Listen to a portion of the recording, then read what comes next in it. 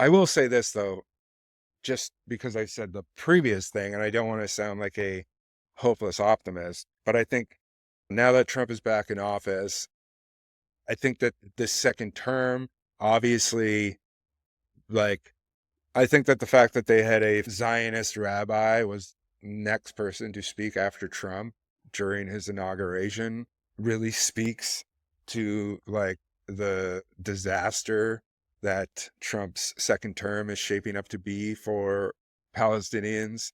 And obviously, this isn't surprising. His first presidency was basically a 4-year love letter to Netanyahu and his vision to Israel as an expansionist apartheid state. But now, with no concern for reelection and no real like accountability, I think Trump's return signals like the green light for Israel to take things even further. If his first term was about setting the table for unchecked Israeli aggression, this term is going to be like a full course meal. During his first presidency, he made a decision to recognize Jerusalem as Israel's capital, and his support for illegal settlements in the West Bank, they weren't just symbolic, they were declarations of impunity. He handed Israel a blank check to continue annexing Palestinian land and crushing any chance of self-determination. That blank check really hasn't bounced, and now it's even bigger than ever. In Trump's mind, this is a win-win situation. He gets to play the historic deal maker while outsourcing any type of moral political fallout to Palestinians and to the neighboring Arab states and human rights organizations that he doesn't really care about. The problem is that it isn't just about Trump being ignorant or indifferent. It's that his administration operates on a pure power is its own justification playbook. Because the US is supposed to act as a check on Israel, at least in theory, but I feel like Trump's administration is going to skip that part entirely. They will likely rubber stamp any policy, no matter how violent or destabilizing military operations in Gaza, more bombings, more blockades, more suffering. It's all fine as long as Netanyahu and whoever really is in charge is going to keep the talking points clean enough for the media pundits and the Fox News segments, etc. I feel like Trump's second term is going to also mark the complete dismantling of a lot of Palestinian support systems. His first term, he cut the funding to UNRWA, the UN agency that has been a lifeline for millions of Palestinian refugees. Now it looks like he's ready to basically finish that job. No health care, no education, no food assistance.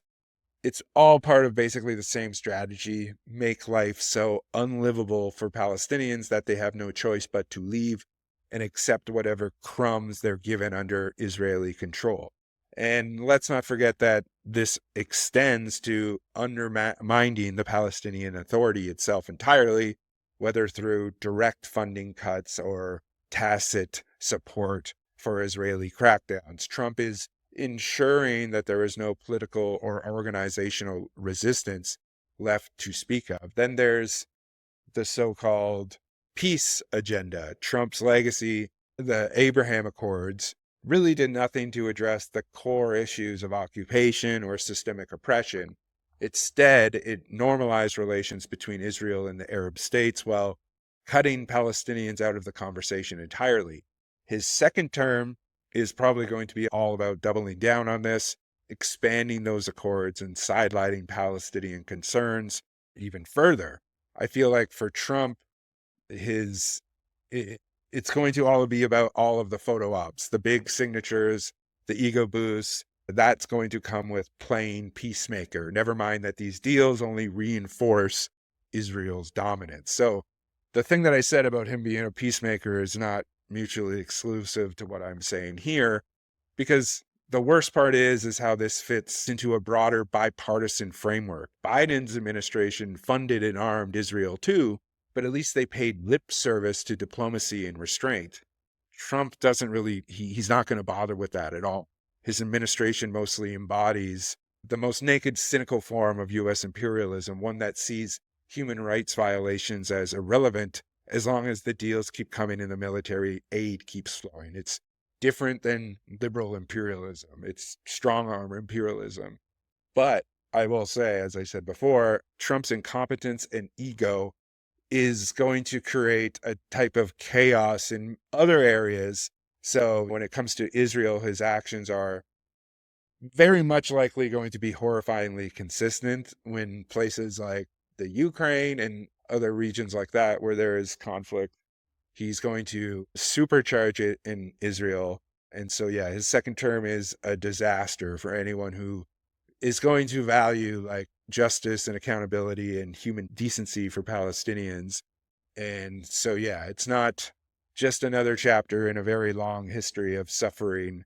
It's going to be a full on escalation with Trump gleefully cheering from the sidelines. Whatever the blowback of that is to be determined. So I don't know if it's going to be as dark as I am describing it. I think there's a chance of it being dark and there being a blowback to it that will have ramifications.